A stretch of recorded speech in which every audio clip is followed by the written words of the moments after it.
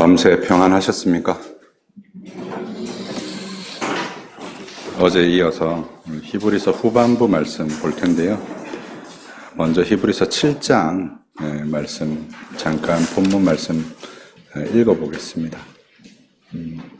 1절부터 10절까지 말씀만 읽겠습니다.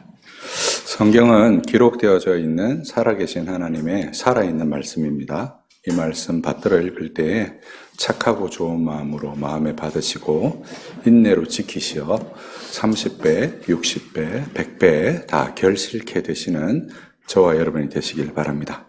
성령께서 교회들에게 하시는 말씀을 들으시는 여러 성도님들 되시기 바랍니다. 제가 받들어 읽습니다. 이 멜기세덱은 살렘 왕이요 지극히 높으신 하나님의 제사장이라. 여러 왕을 쳐서 죽이고 돌아오는 아브라함을 만나 복을 빈 자라.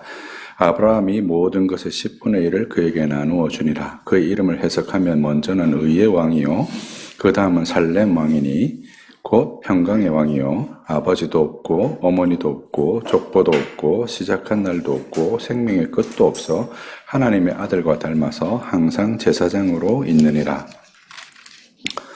이 사람이 얼마나 높은가를 생각해 보라. 조상 아브라함도 노량물 중 10분의 1을 그에게 주었느니라.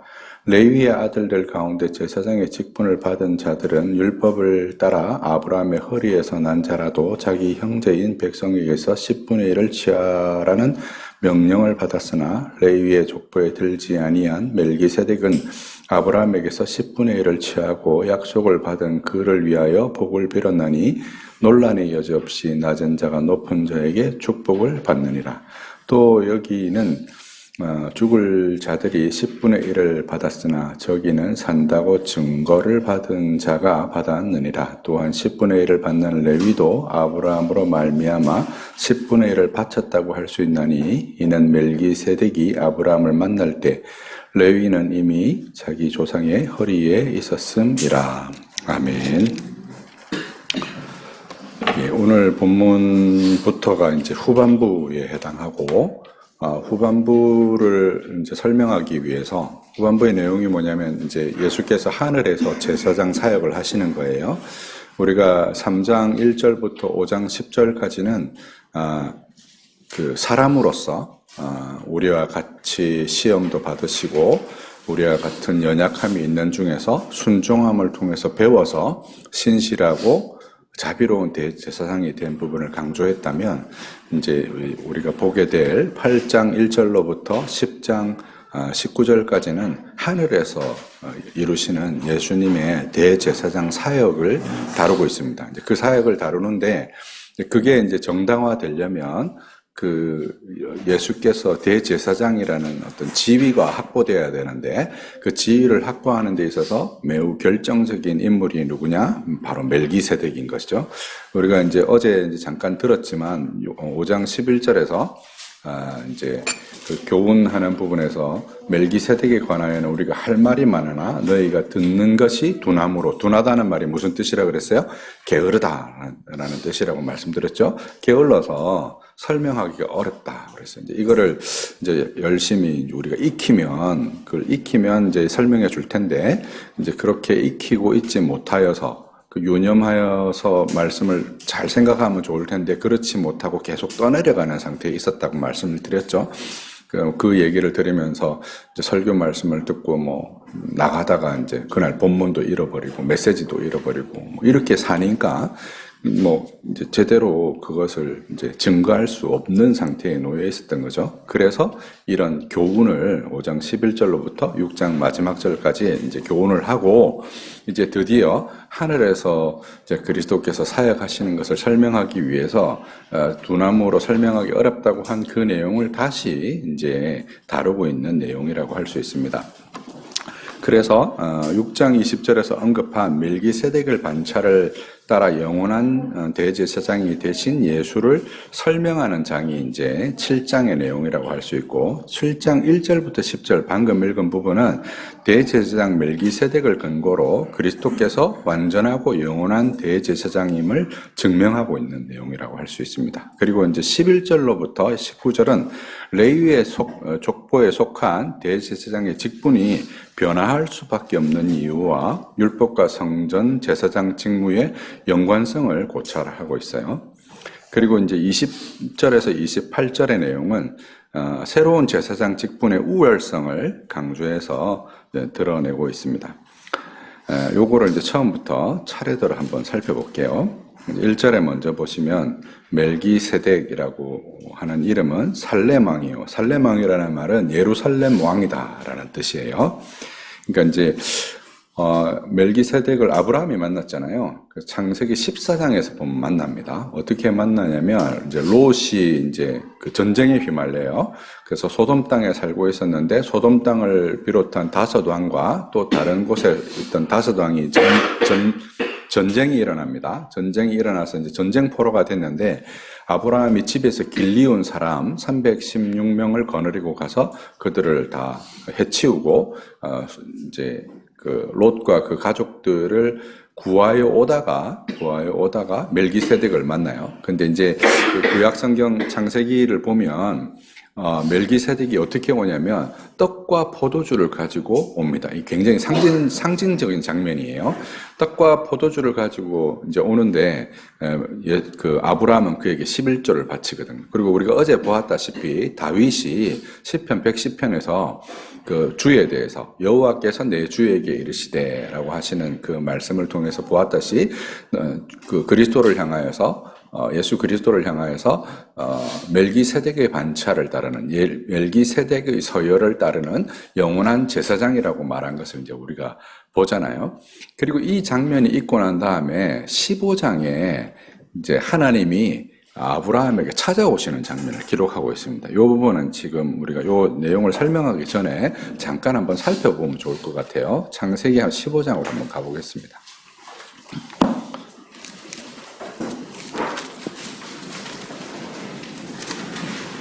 창세기 15장 이후에 이렇게 되어 있어요. 이후는 뭐냐면 방금 제가 설명한 그 내용의 후에요. 아브라함이 멜기세덱에게 11조를 딱 바치고 난 바로 후를 가리키는 거예요. 이제 뭐 그 히브리 말로는 이걸 이제 와우 연속법이라고 하는데 연속해서 벌어지는 이제 일들을 설명한 것입니다. 여호와의 말씀이 환상 중에 아브라함에게 이르시되 아브라함아 두려워하지 말라 나는 내 방패요 너의 지극히 큰 상급이니라. 하나님이 아브라함한테 대뜸없이 뭐라고 말씀하시면 두려워하지 말라 이렇게 말해요. 그럼 이제 여기서 이제 우리가 몇 가지를 상상할 수 있죠. 어떤 걸 상상할 수 있습니까? 지금 이제 소돔 땅에 있던 롯을 구하려고 이제 이 다섯 왕이 연합한 나라를 쳤으니까 후환이 두려울 수 있잖아요. 그죠? 후환이 두려워하는 이제 아브라함을 향해서 하나님이 두려워하지 말라 이렇게 말씀하셨다고 상상할 수가 있죠. 이제 이런 식으로 본문을 푸시는 목사님들도 계세요. 근데 이제 본문을 잘 보시면 그렇게 풀 수 없는 요인이 존재합니다. 어떤 요인이 존재하냐면 2절에 보시면 아브라함에게 이르시되 아브라함이 이르되 주 여호와여 무엇을 내게 주시려 하나이까 나는 자식이 없사오니 나의 상속자는 이 다메섹 사람 엘리에셀이니이다. 그 다음에 3절에 아브라함이 또 이르되 주께서 내게 씨를 주지 아니하셨으니 내 집에서 길린 자가 내 상속자가 될 것이니이다. 지금 두려워하지 말라 내가 네 상급이다 이렇게 말하는 아브라함한테 하나님이 하는 말이 뭐예요? 아브라함이 하는 말이 뭐예요? 나한테 씨가 없습니다 이 얘기를 하고 있어요. 그렇죠? 이 얘기를 왜 했을까요? 씨에 관한 얘기를 아브라함이 들은 거예요. 누구에게 들었겠어요? 멜기세덱에게 들은 겁니다. 멜기세덱에게. 여러분 잘 아시는 대로 하나님께서 이렇게 말씀하세요. 4절에 보니까 여호와의 말씀이 그에게 임하여 이르시되 그 사람이 내 상속자가 아니라 내 몸에서 날 자가 내 상속자가 되리라 하시고 여기 상속자가 씨거든요. 그 히브리 말로는 씨예요. 내 씨가 상속자가 뭐 이제 될 거다 이렇게 말하는데 이게 복수로 안 돼 있고 단수로 돼 있습니다. 그렇죠? 그래서 그를 이끌고 밖으로 나가 이르시되 하늘을 이르러 무뼈를 셀 수 있나 보라. 또 그에게 이르시되 내 자손이 이와 같으라. 죄송합니다. 이 자손이라는 단어가 씨라는 뜻이에요. 근데 자손들이 이와 같으리라고 안 하고 내 자손이 이와 같으리라고 말을 했어요. 그리고 여러분 잘 아시는 구절이죠. 창세기 15장 6절에 아브라함이 이를 믿으니 여호와께서 이를 그의 의로 여기셨다 하는 말씀이 나와요. 그렇죠? 그러니까 이제 아브라함이 여기서 어디까지 봤느냐라고 할 때 그리스도를 봤다 이 말이에요. 지금 누가 이 얘기를 하냐면 제가 하는 얘기가 아니고 바울이 이 얘기를 해요. 갈라디아서로 한번 잠깐 가볼게요. 갈라디아서 3장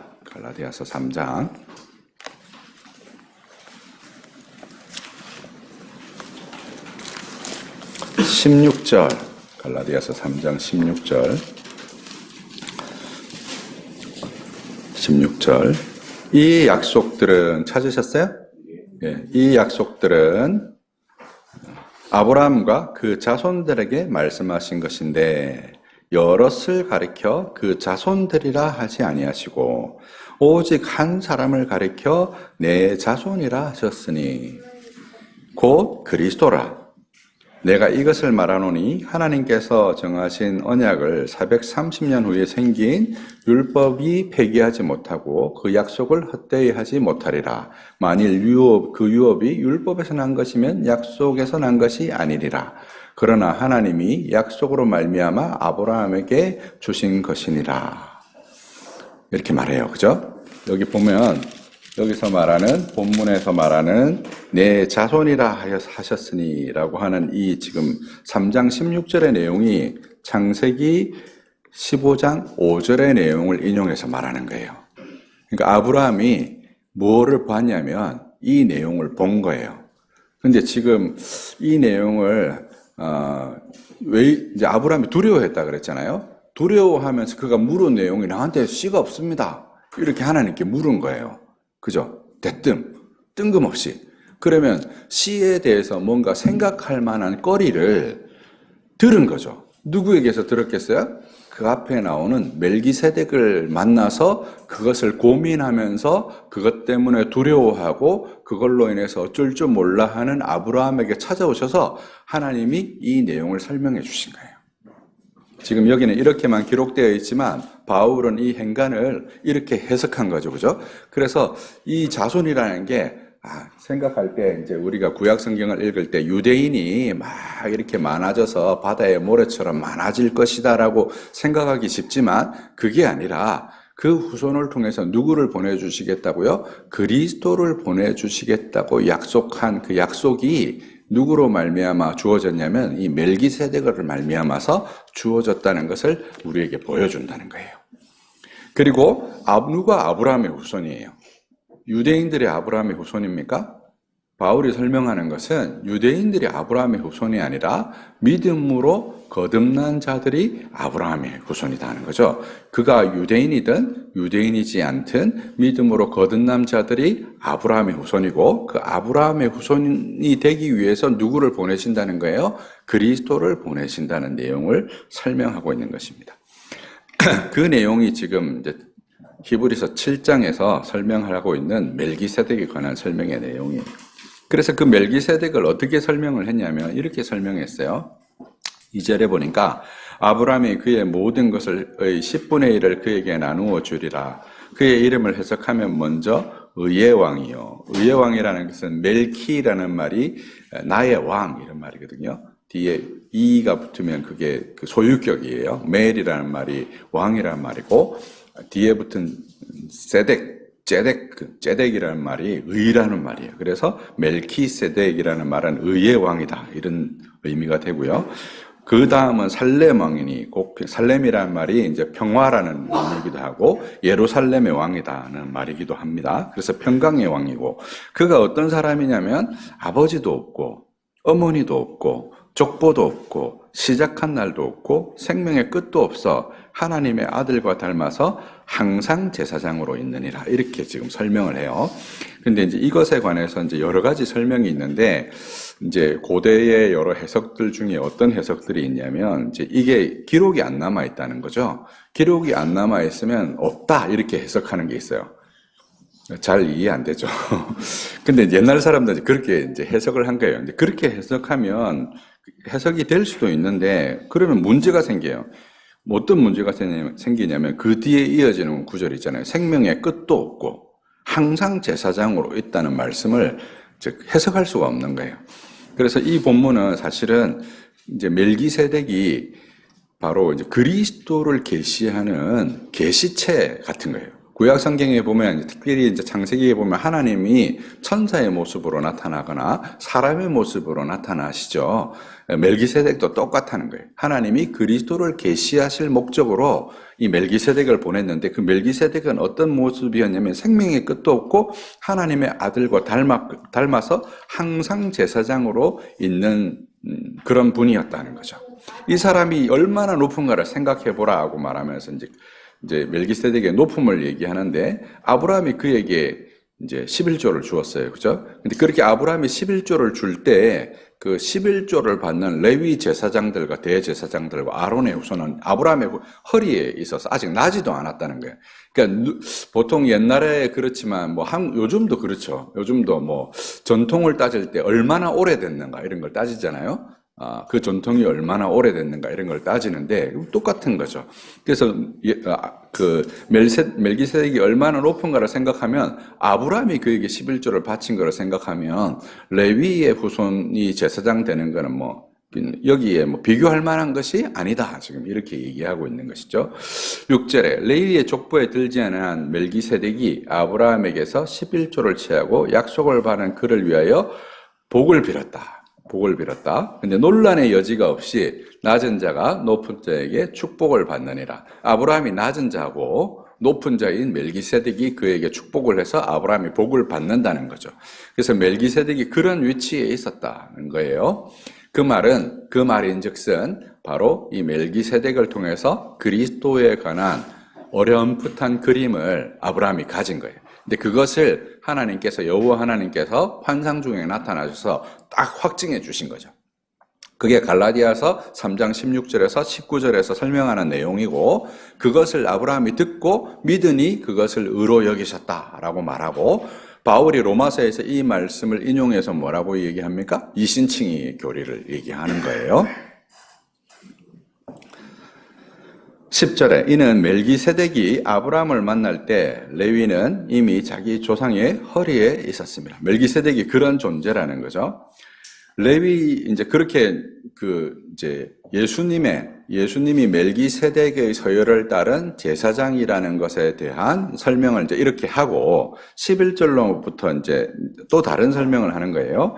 레위 계통의 제사 직분으로 말미암아 온전함을 얻을 수 있었으면, 제사장이 온전하려면 이제 레위 직분을 통해서 얻어야 되잖아요. 근데 어찌하여 아론의 반차를 따르지 아니하는 멜기세덱의 반차를 따르는 다른 한 제사장을 세울 필요가 있었느냐, 이제 이렇게 말하는 거예요. 그러니까 그렇게 할 필요가 있었다는 얘기를 하는 거죠. 지금 의문문으로 반문하는 거니까 그렇게 할 필요가 있었는데, 제사의 직분도 바꾸어졌은즉 율법도 바꾸어지리니, 이 본문을 사람들이 잘못 해석하는 경향이 있어요.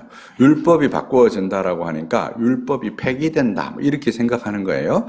근데 여기서 말하는 율법은 뭘 지금 설명하는 것 같아요? 문맥에서 보면 제사와 관련된 법이잖아요. 그렇죠. 그 다음 절도 지금 뭘 얘기해요? 13절에 이것은 한 사람도 제단의 일을 받들지 아니한 다른 지파에 속한 자를 가리켜 말한 것이니라고 해서 제사법에 관련된 얘기를 하는 거예요. 율법이 변화된다라고 하는 것은 율법 자체, 구약 성경에서 말하는 도덕법으로서 율법 자체를 폐기한다는 말이 아니라 율법이 변한다 말한 이 제사의 법이 바뀐다는 것을 얘기하는 것이죠.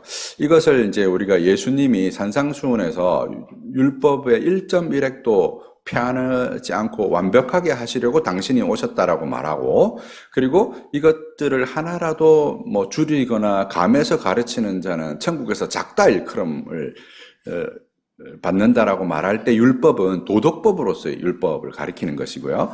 여기서 말하는 율법은 제사법으로서의 율법을 가리키는 거죠. 근데 이게 왜 폐하여질까요? 이 제사법은 그림자거든요. 그 그림자가 보여주는 실체, 그 모형이 보여주는 원형이 뭐겠어요? 예수님이 원형이고 예수님이 그 실체라는 거예요. 그러니 당연히 예수님이 오시면 모형이었고 그림자인 것이 폐하여지는 것이 당연한 것이죠. 14절에 우리 주께서 유다로부터 나신 것이 분명하도다. 이 지파에는 모세가 제사장들에 관하여 말한 것이 하나도 없고 멜기세덱과 같은 별다른 제사장이 일어난 것을 보니 더욱 분명하도다. 그는 육신에 속한 한 계명의 법을 따르지 아니하고 오직 불멸의 생명을 따라 되었으니. 이게 무슨 뜻이에요? 육신에 속한 계명을 따라서 제사장이 되려면 레위의 자손이 돼야 되잖아요. 그죠? 근데 육신에 따라서 제사장이 된 것이 아니라 불멸의 생명의 능력을 따라서 됐다는 거예요. 이게 그분의 신성, 그분이 가지신 영원한 생명을 따라서 되었는데 그것을 다윗이 이렇게 증언했다는 거예요. 17절에 증언하기를 내가 영원히 멜기세덱의 반차를 따르는 제사장이라 하였도다. 우리가 어제 살폈죠. 그죠?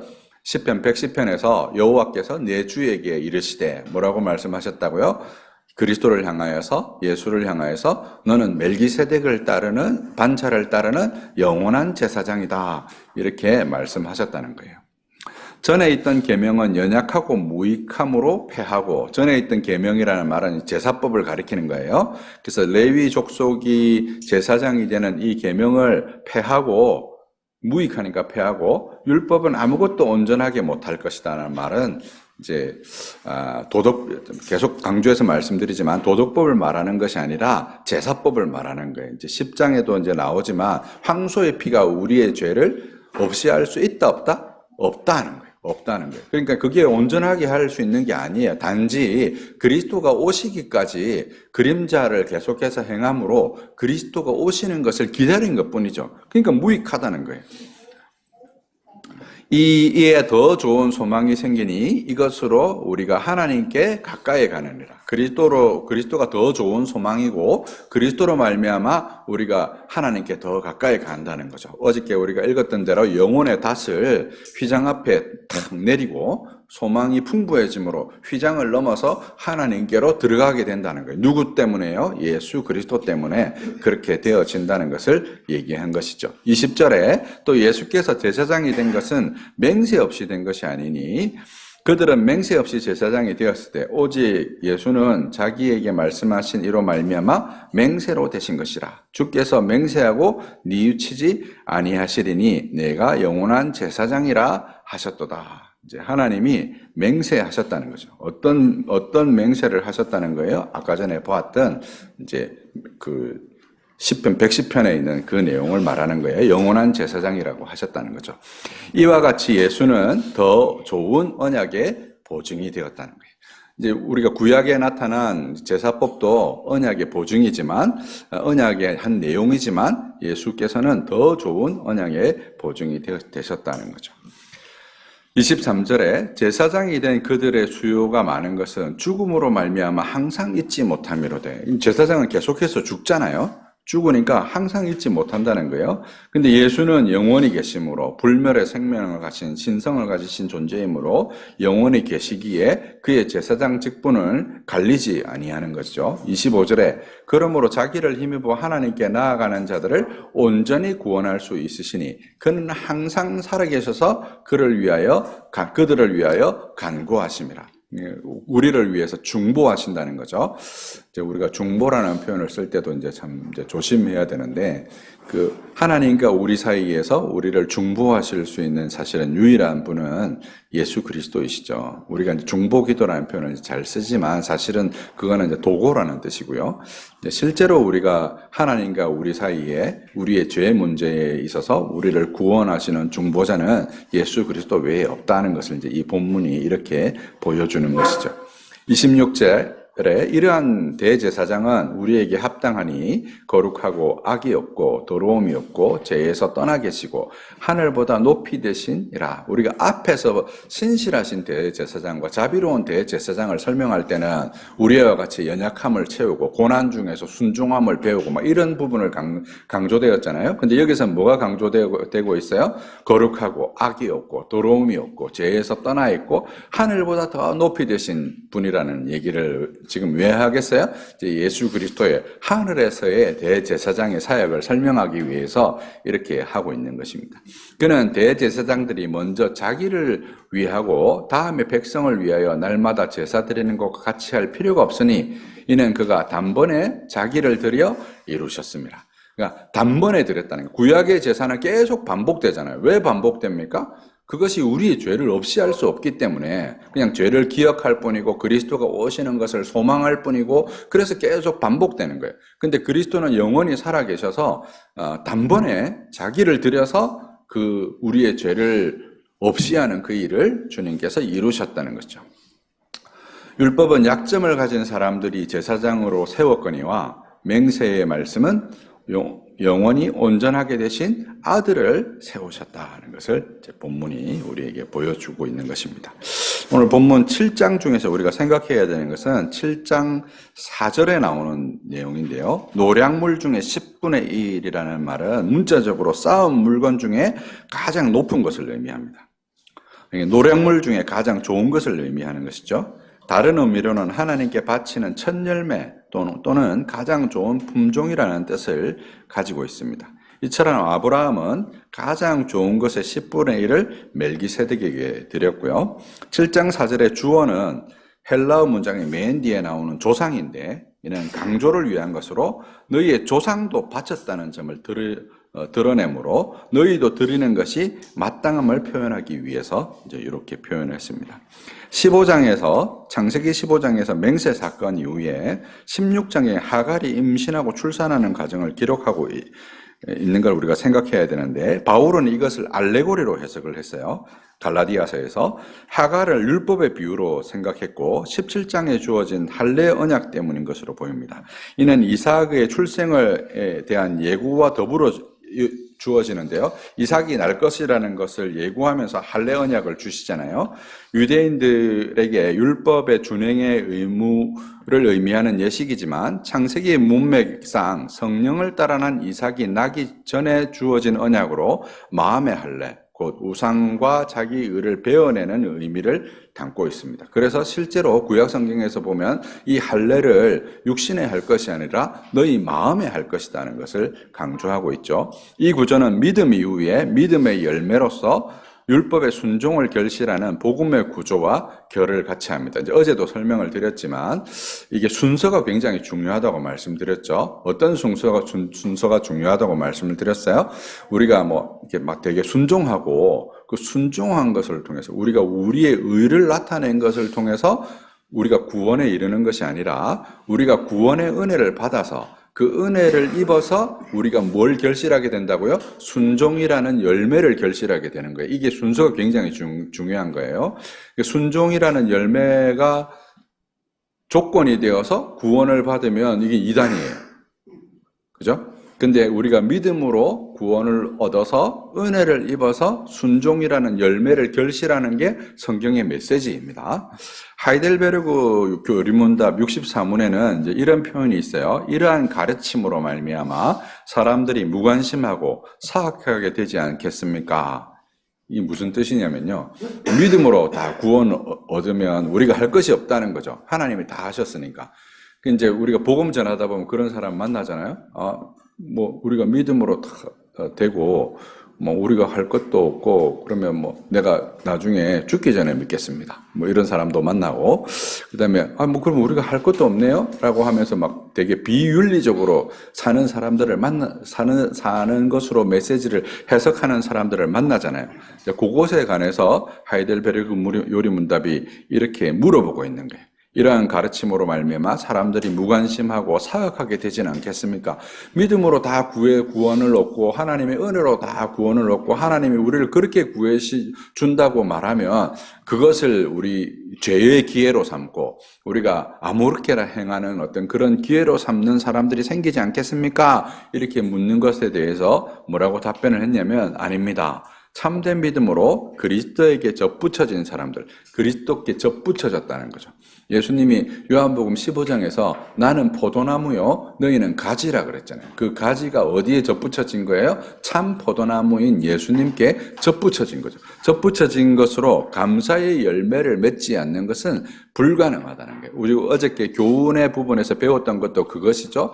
세례와 성찬을 참여하고 타락한 자는 다시 새롭게 할 수 없다라고 말할 때 그 새롭게 할 수 없다는 것은 마태복음 13장에 나오는 천국 비유 중에 돌짝밭이나 가시밭을 두고 얘기하는 것이 열매를 결실한 하나님의 백성을 두고 얘기하는 것이 아니라 그랬죠. 근데 그것을 우리의 육체의 기회로 삼아서 내가 그냥 적당히 살아도 하나님이 우리를 다 용서해 주시겠구나 그렇게 생각해서는 안 된다는 거죠. 그래서 그것 본문에서 그렇게 얘기한 것이고 우리가 그런 점을 유념해야 된다는 거죠. 그래서 감사의 열매를 맺지 않는 것은 불가능하다는 것을 이제 이렇게 설명한 것입니다. 히브리서 이제 7장 11절 이하에서부터 28절 이제 후반부에 나오는 이 내용은 7장 1절에서 10절을 배경으로 그리스도께서 완전하고 영원한 대제사장이신 것을 증명한 것이라고 할 수 있습니다. 이 단락의 핵심적인 메시지 역시 전 단락과 마찬가지인데 시편 110편 4절에 멜기세덱의 서열을 따른 영원한 제사장인 그리스도를 설명하는 것이고 10장 11절에서 온전함은 대사장의 임직에 사용되던 표현이에요. 11절에 보시면 11절에 레위 계통의 제사 직분으로 말미암아 온전함을 얻을 수 있었으면 이제 제사장을 위임할 때 이제 이 용어를 사용했는데 근데 그게 정말 그렇게 됐을 거라면 멜기세덱의 반차를 따르는 제사장을 따로 세울 필요가 있겠냐 이 말이에요. 근데 성경에는 멜기세덱의 반차를 따르는 제사장이 그리스도로 오실 것이라고 말하고 있고 이 말인즉슨 그 제사법이 우리를 온전하게 할 것이 아니고 그 제사법은 폐하여지고 참된 제사로서 그리스도가 자기를 드리는 제사로 우리를 온전하게 하시고 우리를 죄를 없이 하는 일을 이루실 것이라는 것을 지금 이제 이 7장이 설명하고 있는 거라고 할 수 있는 것이죠. 여기까지가 이제 7장의 내용이고 8장 1절로부터 10장 18절까지가 다섯 번째 내용, 대제사장 예수 그리스도의 사역입니다. 그러면 이제 사실은 예수 그리스도의 정통성, 예수 그리스도의 대제사장으로서 온전함, 이거를 지금 뭘로 설명한 거예요? 이제 멜기세덱을 들어서 설명한 것이죠.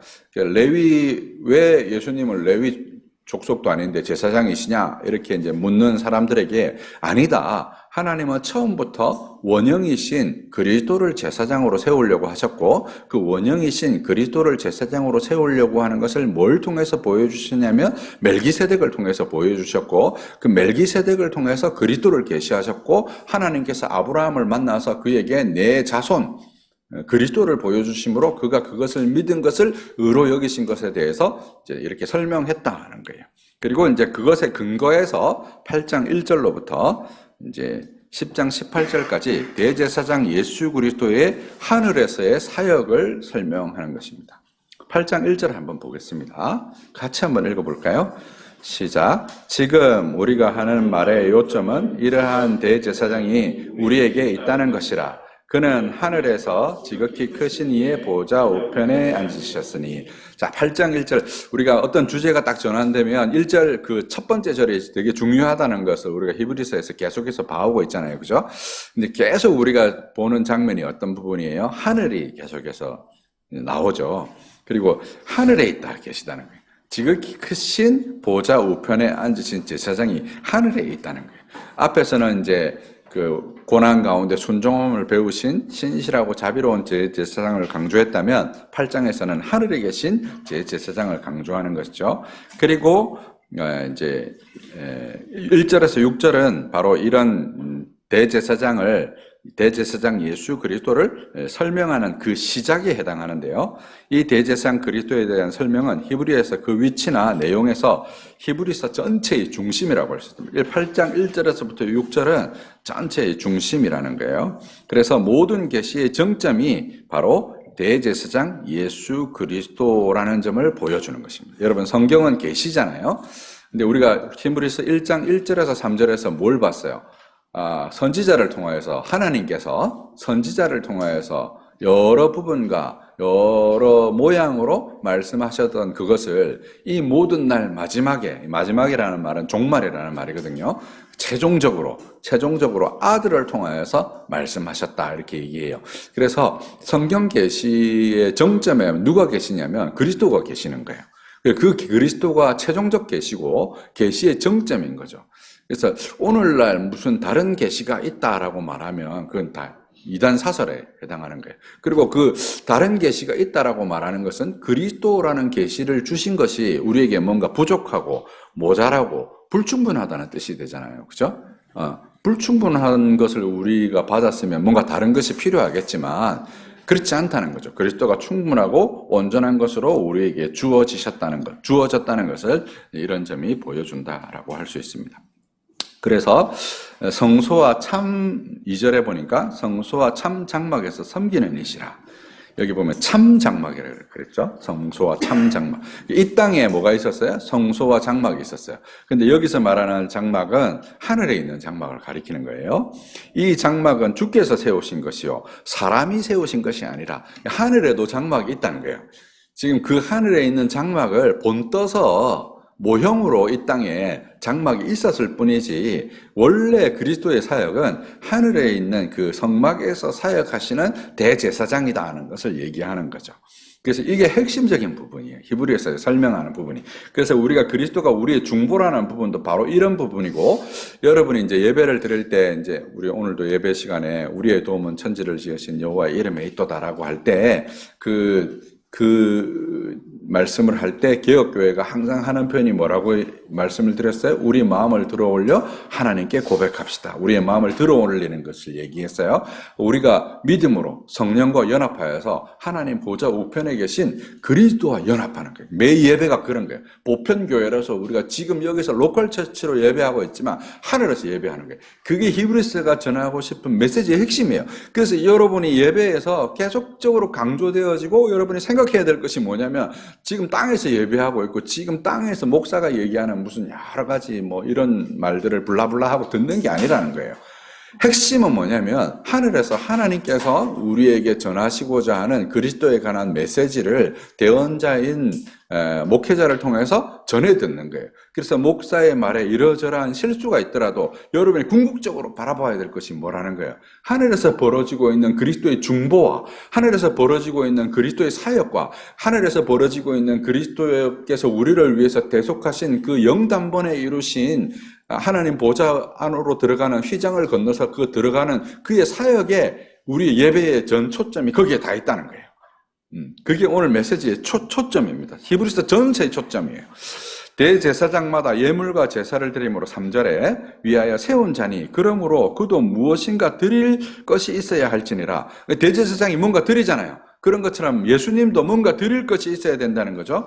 근데 4절에 예수께서 만일 땅에서 계셨더라면 제사장이 되지 아니하셨을 거니 이는 율법을 따라 예물을 드리는 제사장이 있음이라. 그들이 섬기는 것은 하늘에 있는 것의 모형과 그림자라. 이제 대제사장들이 뭘 하고 있는데 그거는 모형과 그림자라는 거예요. 그거를 보면서 뭘 바라봐야 된다는 거예요. 모형과 그림자를 보면서 뭘 바라봐야 돼요?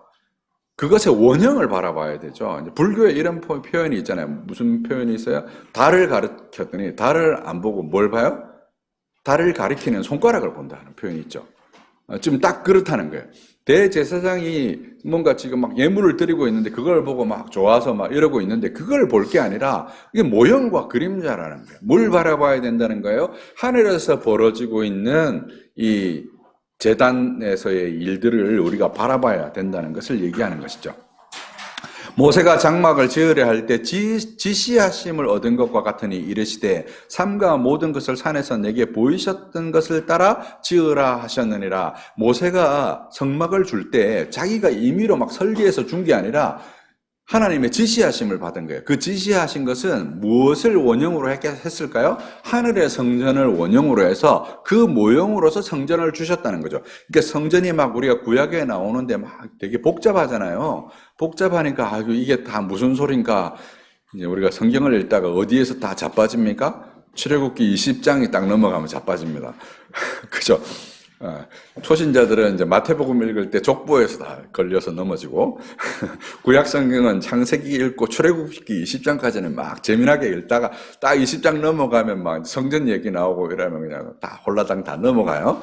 근데 그 다 모형들의 모형이 궁극적으로 얘기하고 있는 바가 뭐라는 거예요? 하늘에 있는 성전에 관한 내용들을 그렇게 얘기하고 있다는 거예요. 이제 6절부터 6절까지의 내용이 그렇다고 그랬죠. 그러나 이제 그는 더 아름다운 직분을 얻으셨으니 그는 더 좋은 약속으로 세우신 더 좋은 언약의 중보자라 이렇게 말하는 거예요. 그 언약의 중보자라는 이제 표현이 나오고 7절부터 13절이 언약이라는 거를 이제 우리에게 얘기하는데 우리가 언약이라는 표현이 교회에서 굉장히 중의적으로 사용됩니다.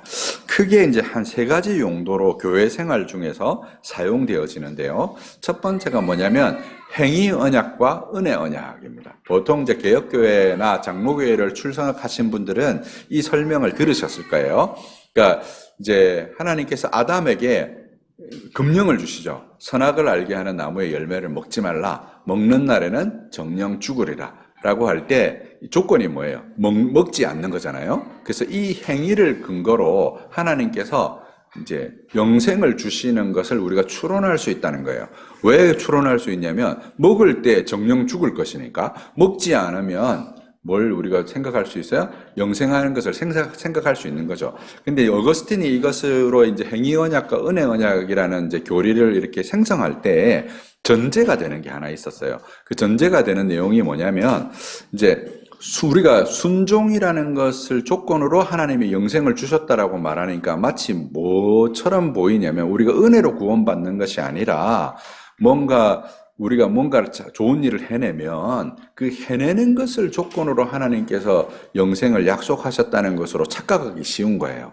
근데 이제 칼뱅의 이제 글에도 이제 그런 표현이 나오지만 그 하나님께서 우리가 그 아담에게 우리가 지난 시간에 들었던 설교 중에 뭘 주셨다라고 배웠어요? 원의라는 걸 주셨다고 배웠잖아요. 이 원의가 뭐냐면 더 부가적으로 더해진 것이라 그랬죠. 그리고 그 부가적으로 더해진 그 원의를 유지하기 위해서 아담과 하와가 생명나무의 열매를 먹었을 것이라고 이렇게 해석을 해요, 칼뱅이. 마치 뭐하고 비슷하냐면 오늘날 우리가 우리의 은혜를 유지하고 우리가 받은 바 은혜를 더 강화하기 위해서 어디에 참여해요? 성찬에 참여하잖아요. 그리고 계시록에 보면 그 새 예루살렘에서 그 보좌로부터 생명수의 강이 이렇게 흘러나오는데 그 생명수의 강가에 뭐가 있어요? 생명나무들이 있어요. 그래서 달마다 열매가 맺히고 그것을 먹고 영생한다고 되어 있거든요. 그래서 아담과 하와가 그것의 열매를 먹고 은혜를 입어서 율법의 내용을 수행했다는 것으로 의미를 이해해야지 그냥 아무것도 없이 그냥 네가 잘해봐. 잘하면 내가 영생을 주고 네가 못하면 네가 영벌에 처할 거야 라고 하나님이 그렇게 주신 게 아니라는 거예요. 그렇게 주신 게로 이제 행위 언약이 이해되면 어떻게 행위 언약을 이해할 수밖에 없냐면 이제 우리의 순종을 조건으로 율법을 주신 어떤 그 영생을 약속하시는 것으로 이해가 되잖아요. 그래서 은혜 언약과 행위 언약이 근본적으로 다른 것으로 이해가 되는 것이죠. 근데 우리가 십계명을 보통 뭐라고 얘기하냐면 은혜 언약이라고 얘기하거든요. 근데 은혜 언약인데 어떤 성격을 가지고 있냐면 이 선악과의 금령과 같은 성격을 가지고 있어요. 그죠? 그래서 이게 은혜 언약이 될 때는 아까 전에 우리가 하이델베르그 요리문답 64문에서 보았던 것처럼 근본적으로 우리가 순종의 열매, 감사의 열매를 맺는 방식이 우리가 은혜를 입음으로 그죠? 은혜를 입음으로, 성찬에 참여함으로, 생명 양식을 먹음으로 그 은혜의 능력을 힘입어서 우리가 그 열매를 맺는 구조를 가지는 거예요. 그래서 창세기 3장 이후의 모든 언약이 은혜 언약이라는 의미이고, 원래 아담에게 주셨던 것도 그런 종류의 언약인데, 근데 그 행위를 담보로, 순종을 담보로 그런 영생을 주신다는 것 때문에 행위 언약이라고 한 것이고, 이것은 로마서 5장에 보면 한 사람의 순종으로 많은 사람이 의인이 된 것처럼 한 사람의 불순종으로 많은 사람이 죄인이 되었다는 그 말씀에 그 근거를 두고 있는 것이라고 할 수 있습니다. 그래서 처음 이제 우리가 생각할 수 있는 것은 행위 언약과 은혜 언약이라는 구조를 생각할 수 있고, 두 번째는 언약의 구성 요소를 따라서 구분하는 방식인데, 이 구성 요소를 따라서 구분하는 방식도 두 가지 정도로 우리가 생각할 수 있어요. 먼저는 신명기에 나타난 방식이에요. 이걸 이제 신명기 언약이라고 합니다. 고대 근동에 언약 문서가 주로 이제 어떻게 되어 있냐면, 앞에 서언이 나오고, 그 다음에 역사적인 이제 서언이 나오고, 조약의 구정들이 나오고, 조약 문서의 보관과 그 다음에 축복과 저주, 이런 식으로 이루어져 있어요. 근데 신명기가 이런 구조로 이루어져 있어요. 간단하게는 조약, 십계명과 그것에 보관하는 언약궤, 그리고 축복과 저주로 요약할 수 있는 거죠. 십계명을 우리가 이제 보통 그 성구사 같은 데 가면 집에 장식용으로 십계명을 두잖아요. 그럼 이제 그게 어떻게 되어 있냐면, 한쪽에는 1계명부터 4계명이 있고, 다른 한편에는 6계명부터 10계명 이렇게 되어 있는데요. 원래는 그렇게 됐을 확률이 별로 없습니다. 이게 어떻게 된 거냐면, 여러분 부동산에 가서 계약서 쓰실 때 계약서를 몇 부로 만들어요? 2부로 만들죠. 하나는 갑이 가지고 하나는 을이 가지죠. 그죠? 그래서 2부로 만들어서 각자가 보관을 하는 거예요. 그죠? 그 각자가 보관하는 것처럼 십계명도 사실은 2부로 만들어져 있는 거예요. 그래서 그 언약의 두 당사자가 누구냐면, 한 분은 하나님이시고, 그래서 그 언약궤가 하나님의 발등상이에요. 그래서 하늘로부터 그 쉐케이나라고 하는, 하늘에서 하나님의 임재를 상징하는 구름이 성막 위에 이렇게 내려앉으면 하나님 임재를 상징하는 거잖아요. 하나님의 임재가 그 위에 내려앉고 백성들이 그 앞에 나와서 언약의 두 당사자가 언약을 맺은 그 문서를 돌판에 둘로 똑같은 내용을 새겨서 하나님께도 의무가 주어지고 사람에게도 의무가 주어져서 그게 이제 언약궤 안에 담기는 거죠. 그런 구조를 하고 있는 거예요. 원래가 그런 구조를 하고 있는 것입니다. 그게 이제 신명기에 나타나 있는 언약의 구조이고요. 그 다음에 이제 조직신학에서 언약을 설명하는 방식인데, 좀 전에 설명했던 언약의 두 당사자, 그 다음에 언약의 약속, 그 다음에 언약의 조건, 언약의 형벌, 그 다음에 언약의 상징으로 구분하는 방식이 이제 있을 수가 있어요. 이런 방식이 이제 두 번째 방식이고, 세 번째는 오늘 본문에서 나오는 옛 언약과 새 언약으로 구분하는 거예요. 이게 가장 직관적이고 가장 심플한 방식이에요. 그래서 이제 언약이라고 말할 때 여러분이 좀 헷갈리지 말으시라고 이제 이 설명을 드린 거예요. 행위 언약과 은혜 언약에 대한 설명, 그 다음에 신명기 언약에 대한 설명, 조직 신학이 이런 구분한 설명이 있지만, 오늘 본문은 옛 언약은 뭘 가리킬까요? 이제 이 십계명이 있는 이제 모세가 주어준 그 언약, 구약 성경에 나와 있는 언약을 가리키고, 새 언약은 뭘 가리킬까요? 예수 그리스도로 말미암아 주어진 언약이고, 이것은 이제 사실은 아브라함부터 약속되었던 것들이거든요. 아브라함부터 약속되어졌던 언약이 예레미야나 에스겔을 통해서 이제 더 구체화되어지고, 실제로 이제 성령이 우리에게 오심으로 주어진 언약을 말하고, 이렇게 구분하는 방식이 이제 오늘 본문이 구분하는 방식입니다. 그것은 그리스도가 오시기 전의 언약과 그리스도가 오신 후에를 나누는 언약으로 가장 단순하고 직관적인 언약이라고 할 수 있습니다. 그래서 본문의 내용을 한번 보겠습니다. 그러면 자, 7절부터 보세요. 이 첫 언약이 뭐라고요? 옛 언약. 그래서 구약 성경에 나오는 언약을 가리키는 거예요.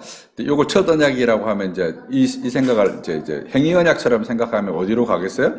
창세기 2장 이렇게 가게 되는 거예요. 그렇게 생각하시면 안 되고, 여기서는 이제 모세로 말미암아 주어진 언약을 가리키는 거예요. 둘째 것을 요구할 일이 없으려니와, 둘째 것이 뭐겠어요? 새 언약을 가리키는 거죠. 근데 둘째 것이 주어졌다는 거죠. 그들의 잘못에 대해서 잘못을 지적하여 말씀하시되 주께서 이르시되 볼지어다 날이 이르리니 내가 이스라엘 집과 유다 집과 더불어 새 언약을 맺으리라. 예레미야 31장 31절에 나오는 새 언약을 가리키는 거예요.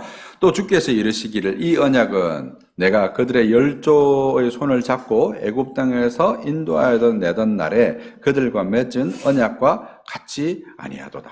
그들은 내 언약에 머물러 있지 아니하므로 내가 그들을 돌보지 아니하였노라. 또 주께서 이르시되 그날 후에 내가 이스라엘 집과 맺을 언약은 이것이니 내 법을 그들의 생각에 두고 그들의 마음에 기록하리라. 나는 그들의 하나님이 되고 그들은 내 백성이 되리라. 이제 신명기적인 언약이라는 건 이런 거예요. 여러분, 신명기 28장이 축복과 저주로 되어 있잖아요. 이스라엘 백성이 6지파가 그리심산이라는 산에서요. 6지파가 에발산이라는 산에서요. 그리심산은 이제 굉장히 수풀이 우거진 풍류의 산으로 비치고요. 에발산은 돌산이에요. 그리고 이스라엘의 지도자들과 제사장들은 그 사이 골짜기인 세겜에 서서 이 신명기 28장을 선포하는 거예요. 근데 신명기 전반부는 막 축복으로 가득 차 있고 신명기 28장 후반부는 다 저주로 가득 차 있어서 축복과 저주를 막 선포했는데 실제로 이제 신명기적인 역사라고 할 수 있는 여호수아서부터 11기 이스라엘이 바벨론 포로까지 잡혀가는 이 역사를 보면 이스라엘이 실패해서 신명기 28장에 나오는 것처럼 실제로 그들이 포로로 잡혀갑니다. 그죠? 포로로 잡혀가요. 이게 뭘 보여주냐면 이스라엘이 실패했다는 거예요. 어떻게 실패했냐면 율법을 주어서 그걸 돌판에 기록해서 주었더니 이 백성이 뭘 할 능력이 없는 거예요? 그 율법을 수행할 능력이 없는 거예요. 그걸 예레미야 선지자가 뭐라고 표현했냐면 구스 여자가 그 피부를 표범이 그 반점을 없앨 수 있으면 너희가 죄악을 안 짓겠구나. 그 못한다는 얘기죠. 그래서 예레미야 31장 33절에서 내가 이제 다시 너희와 새 언약을 맺을 텐데 이 새 언약은 돌비에 새긴 언약이 아니라 어디에 새긴다고요? 우리의 심령에 새긴다는 거예요. 어떤 식으로 심령에 새기냐면 성령을 우리의 마음속에 부어주셔서 오순절 성령 강림 사건이 그런 사건이에요. 성령을 우리의 마음속에 부어주셔서 우리의 마음속에 그 율법을 새기고 그 마음에서 성령에 의해서 작동함으로 열매가 맺어지는 새 언약을 너희에게 주겠다라고 얘기한 것이라는 거죠. 그래서 큰 자로부터 11절의 내용은 작은 자까지 이 언약에 대해서 하나님에 대해서 다 알게 되고 그들의 불의를 긍휼히 여기시고 11절에 죄를 다시 기억하지 않으리라 하셨으니 새 언약이라 말씀하셨음에 첫 것을 낡아지게 하신 것이니 낡아지고 새하는 것은 없어져 가는 것이니라. 예언 언약은 그렇게 없어져 가는 거죠. 그래서 오늘날 우리가 제사를 드립니까 안 드립니까? 안 드리죠. 그죠? 근데 이제 또 그런 분들이 있어요. 막 이제 성막에 대해서 막 공부하면서 어디에 막 성막을 짓잖아요.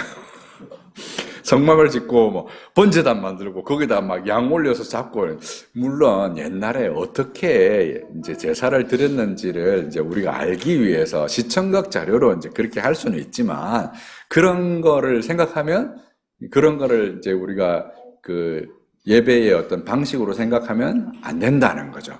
그래서 하나님께서 새 언약을 주셨고 그 새 언약은 하늘에서 이루어지는 그리스도의 대제사장의 직분과 관련해서 우리의 마음속에 성령을 부어주시고 이렇게 주어진 새 언약을 통해서 우리가 어떻게 예배하게 된다고요? 성령의 이끌림을 받아서 하늘에서 대제사장의 중보를 따라서 휘장 안에 계신 하늘 중에 하늘에 거하시는 삼위일체 하나님 우편에 앉으신 그리스도를 따라서 이제 내영물들과 24장로들과 천만 천사들과 천만 장자들의 총회들과 함께 하늘에서 예배하게 되는 것이죠.